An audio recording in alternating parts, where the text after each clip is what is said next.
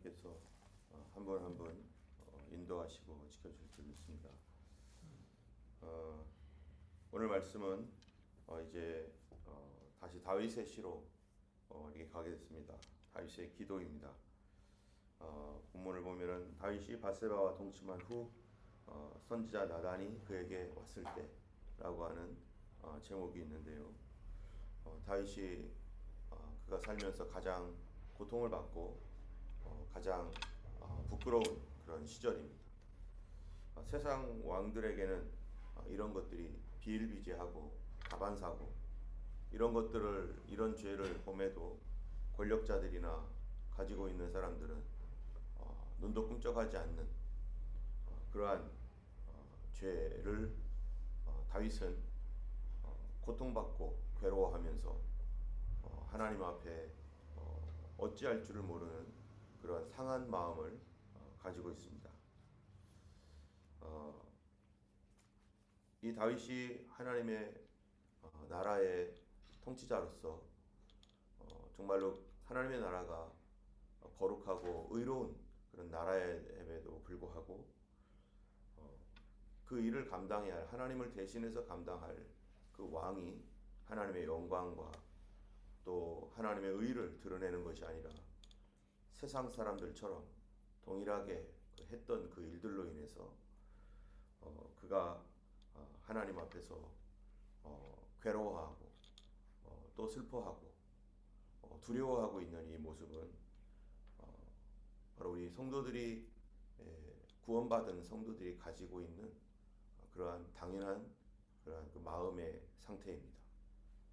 세상 사람들은 거짓말하는 것이라든지 또 어떠한 불의한 일들을 했을 때 그것을 숨기기 바쁘고 또 자기의 죄가 있음에도 불구하고 그것을 감추기 바쁜, 그리고 인정하지 않고 그래서 심지어는 법정에 가서 따지자, 오히려 자기의 죄를 감추기 위해서 유능한 사람들, 변호사라든지 이런 사람들을 매수하고 그런 사람들을 동원해서라도 그들이 그러한 죄를 완전하게 자기가 했다라는 것이 객관적으로 모든 사람들에게 밝혀지기 전까지는 자기 안에 그 죄가 있음에도 불구하고 그것을 감추고 어떻게든지 숨기려고 하는 것이 사람들입니다. 그런데 하나님의 사람이었던 다윗은 그 죄에서 얼마든지 숨길 수도 있었고 감출 수 있었고 사람들의 입을 막을 수 있었음에도 불구하고 그가 그렇게 하지 못했던 이유, 그렇게 할 수가 없었던 이유는 바로 하나님 때문이었습니다. 우리가 하나님 앞에 있는 존재, 하나님 앞에서 살아가는 존재의 그러한 그 상태, 이 예전에 이 이승만 대통령이 우리나라가 정말 가난하고 못 살고 또 사람들은 탐관오리들 그리고 거짓말하는 사람들, 이러한 그런 사람들이 부정부패로 가득한 시절에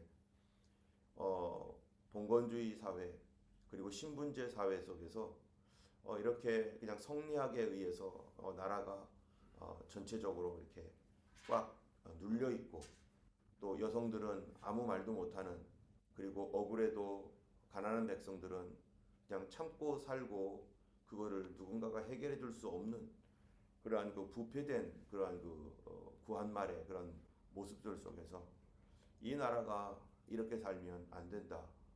정말로 저 다른 세계는 저렇게 계명천지 가운데 살아가고 있고 심지어 다른 나라는 정말 이 서로 사랑하고 돕고 그리고 그 나라 법이 정말 우리나라랑 달라서 왕의 기분대로 움직이는 것도 아니고 그 한 법이 있어서, 헌법이라는 게 있어서 그거에 따라서 왕도 사람들도 공평하게 통치를 받고 있는 그런 나라들이 있는데 이런 나라들과 달리 이 나라가 왜 이렇게 됐는가?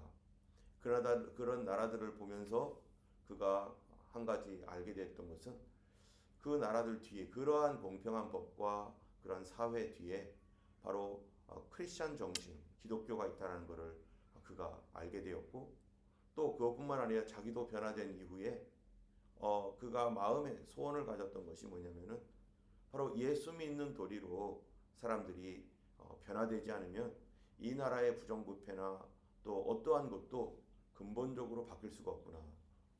그들이 어떤 생각, 어떤 사상, 백성들이 어떤 생각, 어떤 사상으로 변화되지 않으면 사람들은 바뀌어지지 않는다는 것. 그러나 그것이 단지 교육에 의한 것이 아니라 그 심령으로부터 변화가 일어나지 않으면 안 된다라는 것을 그가 어, 회개하고 거듭나면서 알게 되었죠.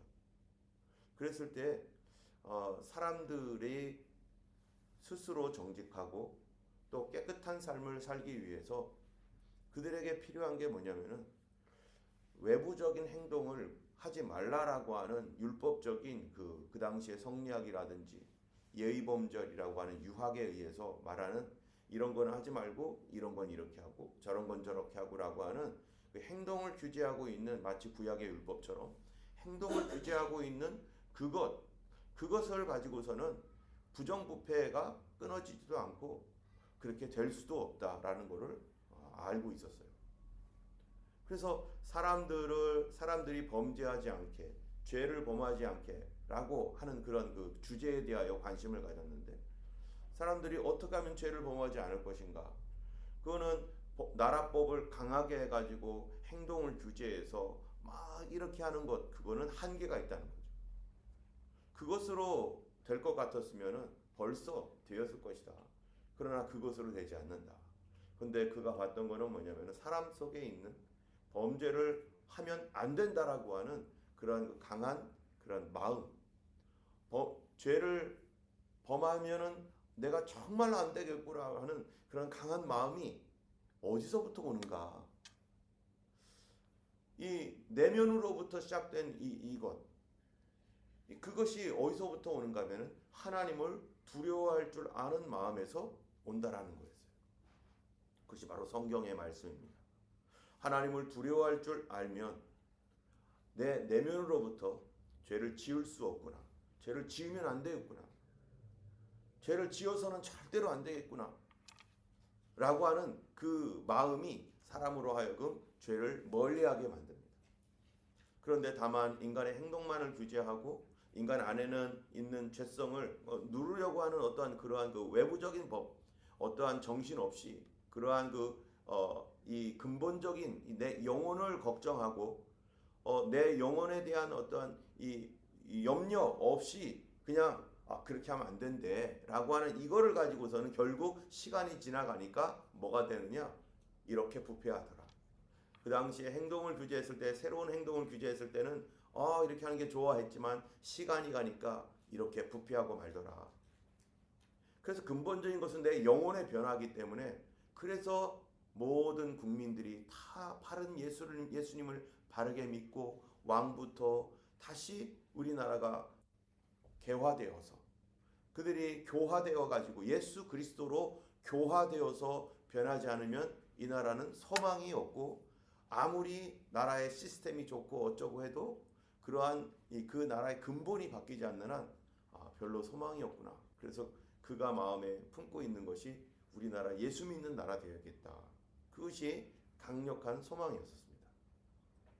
오늘 다윗이요 왕으로서 이런 일 얼마든지 수백 명도 죽이고 수천 명도 그렇게 그 가정을 파탄시킬 수 있는 그런 과거에는 그런 위치에 있을 수 있는 왕.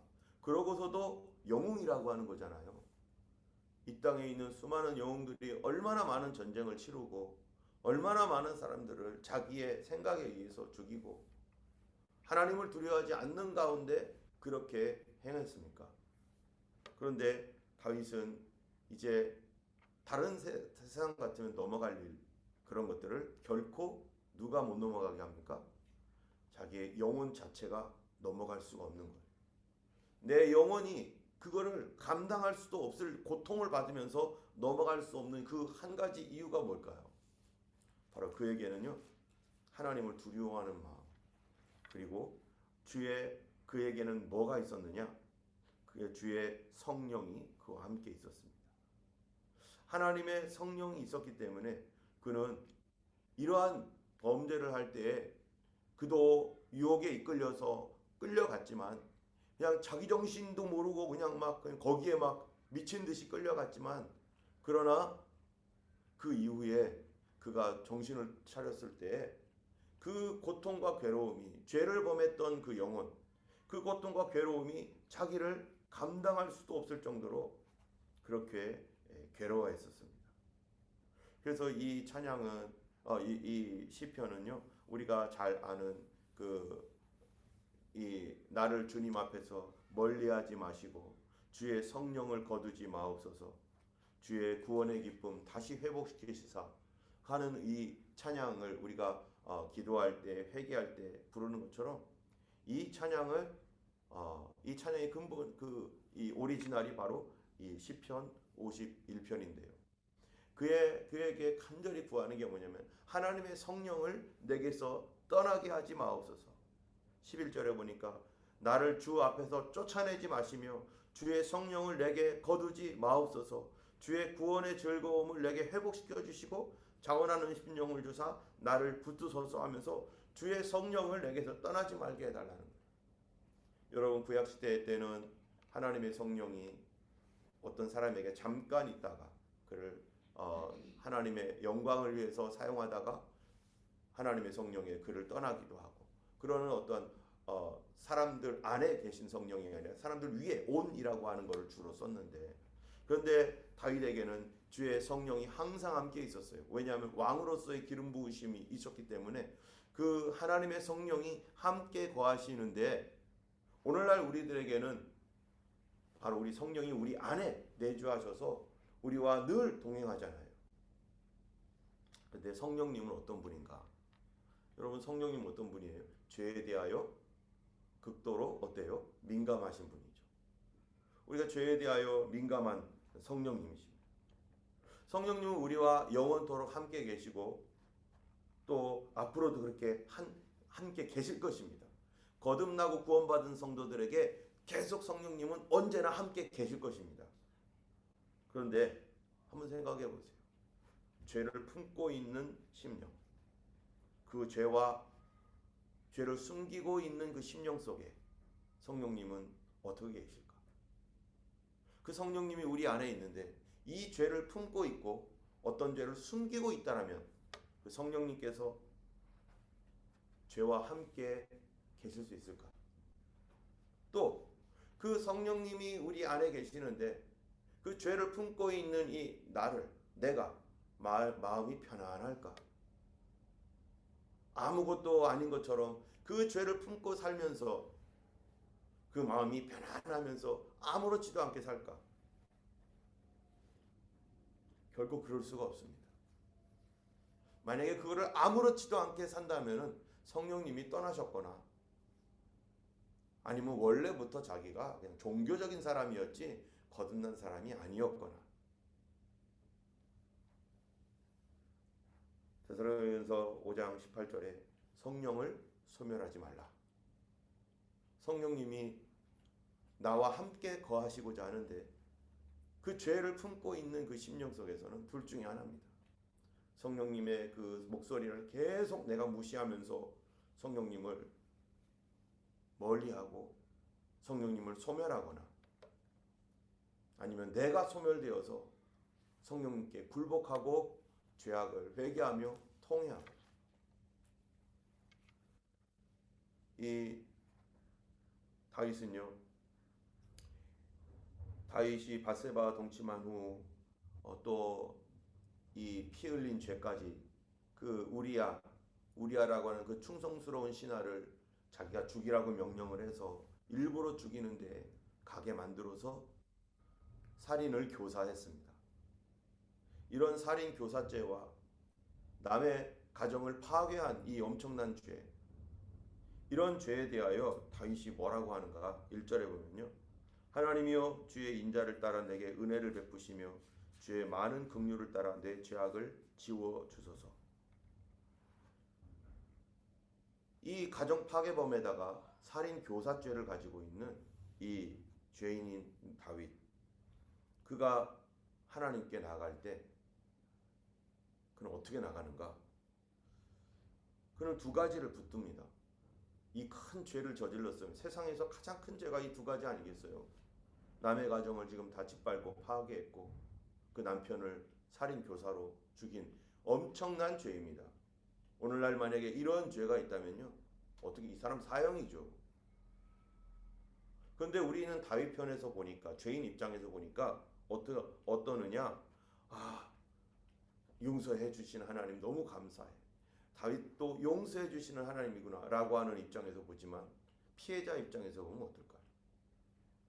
이런 피해를 입은 그 가족들과 그 어머니, 아버지, 그 자녀들과 형제들, 다윗이 행했던 이 죄로 인하여서 그들이 받을 그 충격과 왕이라는 이유로 그렇게 했었을 때, 그러면 누가 이들의 고통을 들어주고 이들의 억울함을 풀어줍니까? 도대체 누가? 왕이 그랬는데 아무도 해줄 사람이 없습니다. 그런데 이 왕이, 세상에서 그 나라에서 가장 권력이 있는 이 왕이 지금 고통받으면서 괴로워하면서 막 어쩔 줄 모르고 있는데, 그 이유가 누구냐? 바로 하나님 때문인 거예요. 하나님이 아니셨다면 그들의 이 고통과 괴로움을 풀어줄 분이 없습니다. 그런데 다윗 입장으로 다시 돌아오면, 죄인인 이 다윗, 정말 죽어 마땅한 다윗, 그런데 그가 여기서 어떻게 합니까? 주의 인자를 따라 은혜 베풀어 달라. 하나님의 뭐를 의지해요? 인자, 하나님의 사랑. 하나님 여전히 나 사랑하는 거 맞죠? 나는 오늘도 하나님의 사랑을 믿고 나왔습니다. 하나님 나 불쌍히 여기시는 거 맞죠? 하나님 나 오늘도 주님이 불쌍히 여기시는 것을 나 믿고 나왔습니다. 우리가 인간 입장에서 보면요, 그럴 자격도 없는 사람이고 그럴 수 없는, 그렇게 기도하는 것이 오히려 어떻겠어요? 저 뻔뻔한 인간, 어떻게 저렇게 기도할 수 있지? 하면서 그럴 수 있습니다. 근데 그게 나면은 그 죄로 인하여 지금 고통받고 있어. 뻔뻔한 게 아니라 지금 뭐 멀쩡하게 그런 게 아니라 정말 심령에서 성령님으로 말미암아 막 고통받으면서 막 괴로워하는데 이러지도 저러지도 못하고 있고, 내가 하나님께로부터 떨어져 나가면 어떨까? 하나님 날 버리시면 어쩔까? 내가 이 엄청난 죄를 졌지만은 내가 이 지옥의 형벌에 들어가서 이 고통을 받으면 어쩔까라고 하는 이 막 두려움이 막 다윗에게 막 몰려오는데, 하나님 안 믿고 떨어져 나가면은 나중에 양심의 가책이 없어질지 모르겠죠. 그런데 다윗은 성령이 계신 사람. 그러니까 이 큰 죄를 짓고서도 무엇을 의지합니까? 하나님은 인자하시잖아요. 하나님의 인자를 붙드는 거예요. 하나님의 긍휼하심을 믿는 거예요. 여러분, 우리가 어떠한 죄악, 어떠한 큰 실수를 저질렀을 때에도 우리가 꼭 가지고 있어야 될 게 있습니다. 그는 내가 하나님께 나아가고 하나님을 사랑하고 하는 것이 나의 구원이 나의 어떤 행동이나 나의 자격 때문이 아니었다는 것을 우리가 알고 있죠. 마찬가지로 또한 우리가 죄를 지었을 때 정말로 실수하고 잘못을 해서 다른 사람을 아프게 하거나 또 하나님 앞에 하나님을 아프게 했던 어떤 그런 것이 있을 때, 우리가 그때에도 결코 버리지 말아야 될 것, 그것은 뭡니까? 하나님의 인자하심과 또 하나님의 긍휼입니다. 주님, 제가 부끄럽지만 여전히 날 사랑하시는 것을 내가 믿습니다. 이게 진짜 믿음이죠. 하나님을 그렇게 붙들 수 없을 부끄러움 속에서도 하나님을 그렇게 붙드는 것. 나를 사랑한다라고 어떻게 감히 말하겠어요? 주님 날 여전히 사랑하시죠라고 어떻게 말하겠어요? 그런데 하나님은 여전히 우리를 불쌍히 보시고 사랑하시는 하나님이라는 사실은 성경을 통해서, 예수 그리스도의 그 십자가를 통해서 우리에게 분명히 나타내주고 있습니다. 때문에 어떠한 사람이건 간에 하나님의 긍휼, 하나님의 인자하심을 꽉 붙들고, 하나님의 긍휼과 인자하심이 아니면 사람이 용서받을 길이 없기 때문에 아들까지 죽이면서까지라도 어떻게든지 하나님 뭐 하려고 하는 거예요? 용서하시고 불쌍히 여겨주셔서 다시 회복시키시려고 하는 그런 하나님이신 거죠. 2절에 보면 2절에 보면 1절에 보면은 이 인자와 긍휼을 따라 내 죄악을 뭐 해달라는, 지워달라는 거예요. 지워지겠습니까? 이 죄가 지워지겠어요? 그런데 자기는 지워달라는 거예요. 나의 죄악을 말갛게 씻어주시고 나의 죄를 깨끗이 제하소서, 깨끗하게 해달라는 거예요. 자기 양심에 이것에 대하여 꺼리낌이 없이 깨끗하게, 자기가 과거에 행한 일이 있는데 그것에 대하여 깨끗하게 해달라는 거예요. 뿐만 아니라 어디까지 얘기를 하냐면요, 4절에 이렇게 말해요. 내가 주께만 범죄했다는 것은요, 주님을 대적했다는 거예요. 하나님을 대적하여 주의 목전에 악을 행하여 싸우니, 첫 번째 보세요. 주께서 말씀하실 때 너 의롭다, 그런 죄를 저질렀는데도 의로우시다라고 하고, 주께서 심판하실 때 깨끗한 사람이다, 이 사람 순전하시다 하리이다, 나를 깨끗하게 해달라는 거예요. 어떻게 이럴 수 있죠? 그런데 그가 막 그 고통 가운데서 하나님께 깨끗하게 해달라. 그래서 이 7절에 보면은 우슬초로 정결케 하시고 그러면 내가 정할 것이고 나의 죄를 씻어주셔서 내가 눈보다 힐 것이고 내게 즐겁고 기쁜 소리를 들려주셔서 나를 다시 즐겁게 해달라고 하고, 얼마나 여러분 이걸 볼 때 이 강간에다가 가정 파괴에다가 그리고 이 살인자인데, 만약에 그런 사람이 이렇게 우리 주변에 있다면은 여러분 이렇게 기도한다면 우리 어떻게 하겠어요?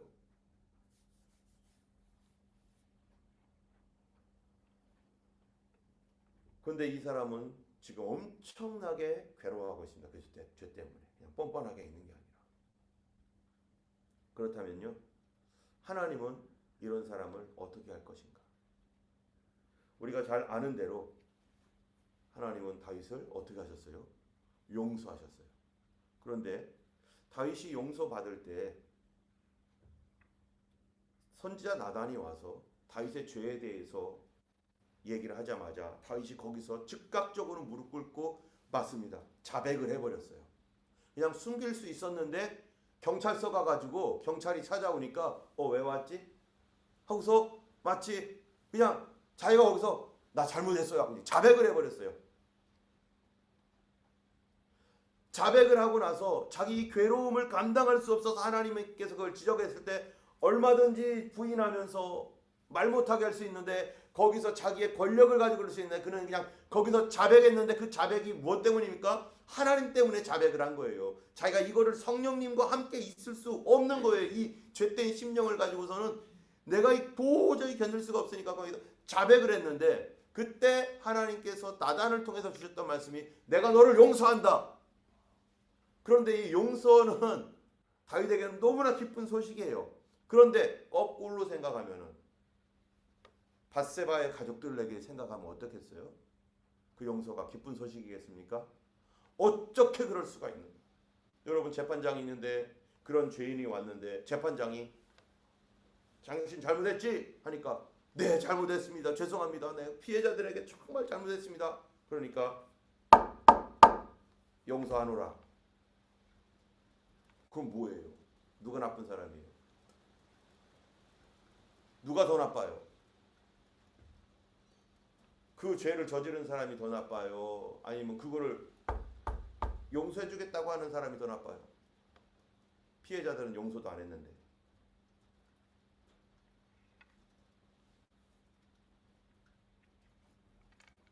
하나님은 어떤 하나님인가? 재판장이라면 공의롭고 정의로워야 되는데, 재판장이라면은 정말 피해자를 생각해주는, 하나님은 가난한 자 또 약한 자를 불쌍히 여기시는 그들의 처지를 알고 계시는 하나님인데, 지금 가난하고 불쌍한 이 밧세바의 가족들과 그 가정, 그 주변의 사람들, 그 사람들에 대하여 하나님은 무슨 생각을 하시는가? 다윗만 사랑하시나? 그럼 밧세바의 그 주변 사람들은, 그 약한 사람들은 사랑 안 해주시는가? 그래서 나단이 뭐라고 합니까? 하나님께서 당신을 용서하셨지만 그러나 어떻게 된다는 거예요? 당신이 행한 죄에 대하여서 당신이 벌을 받을 것이다. 용서와 벌이라고 하는 이 차원에서 용서는 뭡니까? 뭐를 용서했다는 거예요? 다윗이 범한 죄에 대하여 용서했으니까 너 책임 없어. 넌 아무것도 안 해도 돼. 이제부터는 해방. 이런 얘기가 아니라는 거예요. 여러분, 우리가 하나님 앞에 범죄했을 때, 어떤 죄를 졌을 때 하나님이 용서를 합니다. 그런데 그렇다고 해서 내가 그 죄에 대한 책임이 없는가? 내가 다른 사람의 돈을 훔쳤어요. 그리고 다른 사람들의 마음을 괴롭게 했어요. 아프게 했어요.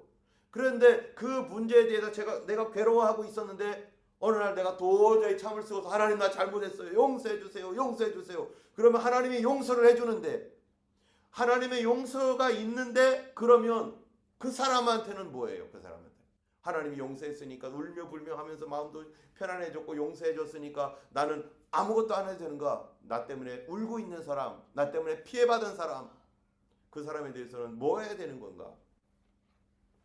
다윗에게 주신 용서라는 것은 뭐냐면은 하나님과의 관계를 끊지 않는다. 연결되어 있는데 이 연결을 부러뜨리셨겠다는 거예요. 하나님께서 약속한 약속이 있습니다. 그 약속은 뭡니까? 다윗에게 주신 왕권. 왕권은 유지하겠다. 용서하고 계속 이어지고 너는 내 자녀로 여전히 살아가도록 하겠다. 하나님은 모든 사람에게 동일합니다. 그렇게 그들을 다 용서하신 하나님. 그러나 그가 피해를 입혔던 사람들에 대하여서 그들이 어떻게 마음이 시원해져야 될 거 아니겠어요? 맞아, 하나님은 저렇게 그 사람을 심판하시는구나. 우리의 이 억울함과 괴로움, 이젠 돌아오지도 못하는 사람들이잖아요. 이젠 깨졌으니 어떡하겠어요? 이거에 대한 억울함과 이런 괴로움들을 하나님이 심판해 주시기를 원하실 텐데, 거기에 대하여 하나님께서 공평하게, 아브라함이 뭐라고 했습니까? 세상을 심판하시는 이가 의로워야 되지 않겠습니까? 결국 다윗은요, 그 삶의 죄의 문을 열어놨기 때문에, 그 죄의 문이 열려 있음으로 말미암아 사단이 그 가정과 그 나라에 해집고 들어와서 영적으로나 육적으로나 이 모든 것들을 다윗의 범죄로 인하여 열어놓은 결과로 인해서 그가 엄청난 고통을 당하면서 결국 어떻게 돼요? 자기 아들에게 쫓겨다니고 죽을 고생을 하면서 여기저기 쫓겨다니고, 그리고 모든 저주를 받는 거예요. 그러면 시므이가 막 비루한 자여 가거라 하면서 하면서 얼마나 저주합니까? 그럴 때 용서받은 사람의 태도가 뭐였는가? 그만두어라. 칼을 빼서 이 누구예요? 요압이 저놈을 죽이겠다고 왕을 감히 욕하고 있느냐고 하면서 막 그럴 때 아니다, 그만두어라. 하나님께서 저 저주로 인해서 내게 선으로 갚아주실지 어떻게 알겠느냐. 그만두어라 하면서 자기가 그 모든 괴로움과 저주를 다 받겠다. 내가 이 어떤 괴로움이나 어려움도 다 받겠다.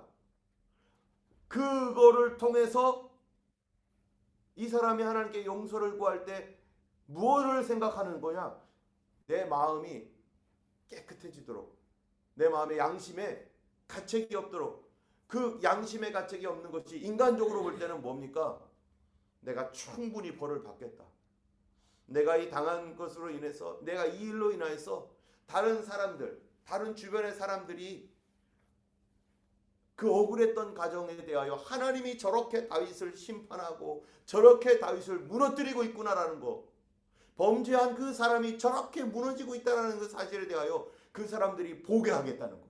볼 때 다윗은 내가 용서받았으니까 하나님께서 주신 그 벌에 대하여 내가 지금 침묵하며 하나님 앞에 달게 받고, 내 양심에 성령님이 그래 너 이제 됐어, 깨끗해라고 그러한 평강을 줄 때까지 내가 어떻게 하겠다는 거예요? 내가 참고 인내하겠다.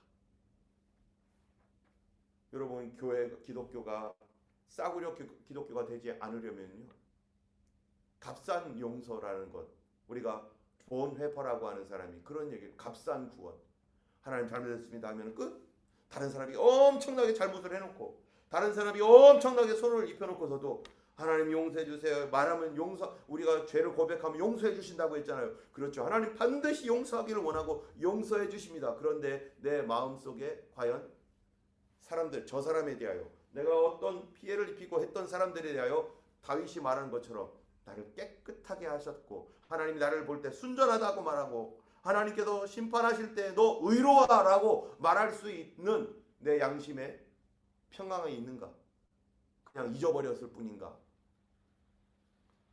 하나님은 공평하신 하나님으로서 그 다윗에 대하여 다윗도 그걸로 인하여 내가 엄청나게 고통을 받음으로 말미암아 내가 벌을 다 받았구나.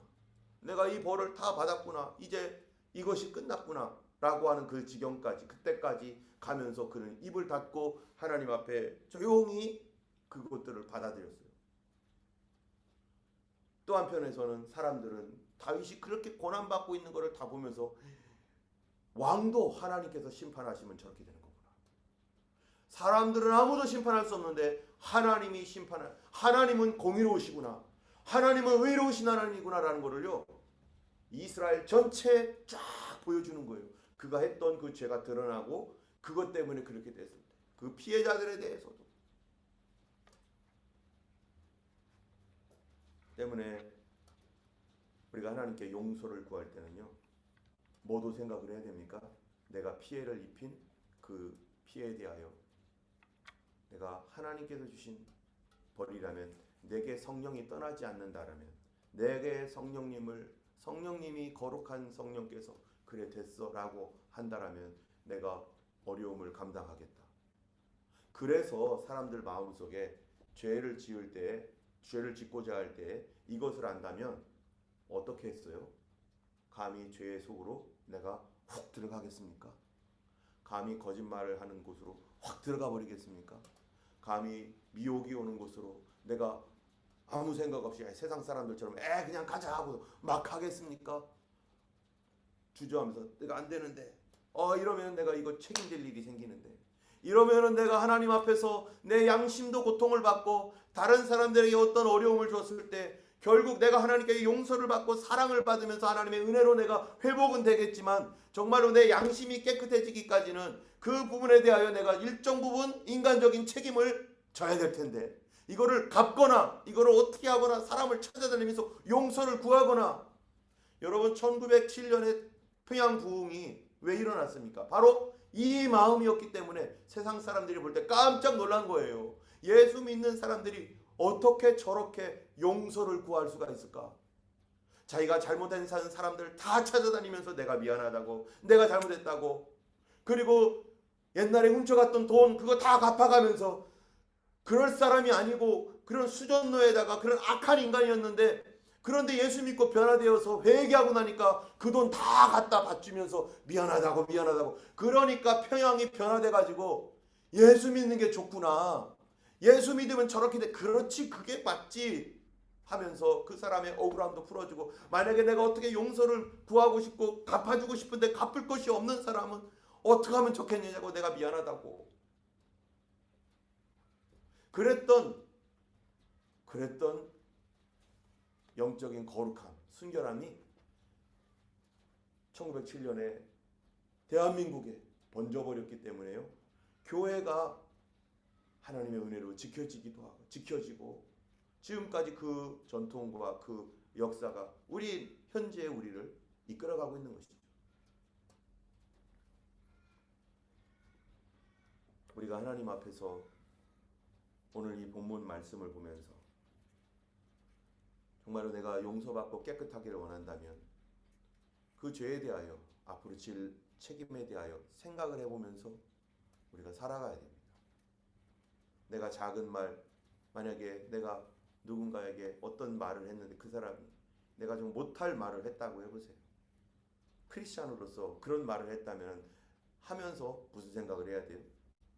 내가 이 말에 대하여 나중에 가서 용서를 구해야 될 텐데 이거 괜히 이 말에 했다가 창피한 일을 당하면 안 되겠다. 내가 자중을 해야겠다. 내가 참아야겠다. 내 가장 가까이 있는 내 아내, 남편, 자녀들에게 나중에 내가 이거에 대하여 하나님이 뭐라고 하실 때 용서하시겠지만 내 마음에 찔림을 주신다면 내가 언제 어쩌면 하나님이 어떤 것에 대해서는 모든 것을 다 그럴 필요는 없습니다.